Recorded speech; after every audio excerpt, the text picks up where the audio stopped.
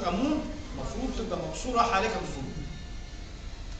ازاي اتعملت فيها الشمس؟ او ازاي تتعمد الشمس في بئر امون؟ كلام طبعا كلام فارغ.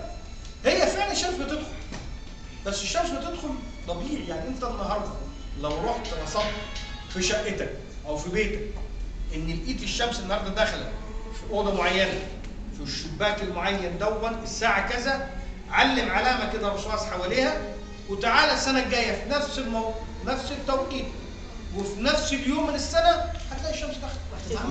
واعمل احتفال. دي حركه، دي الحركه الدوريه بتاعت الشمس. على فكره السلطانه سهله جدا. انا بقول لك معايا بيته يا مصطفى في المنور. كان معايا، انا كان معايا يوم في السنه الشمس في المنور بس. انا كان معايا جدتي زمان تقول الاوضه الغربيه دي بتدخلها الشمس في ضوء، والاوضه البحريه بتدخلها الشمس مش عارف في ابشير، والاوضه الفلانيه في الصاله مش عارف تدخلها الشمس برحموده. هي لحظه. فالشمس لازم تدخل كل مكان، والشمس معروفه انها عموديه. الشمس هتدخل كده وتعمل كده هتدخل كده، وعشان كرنك على محور واحد زي ما حابه تدخل هتدخل.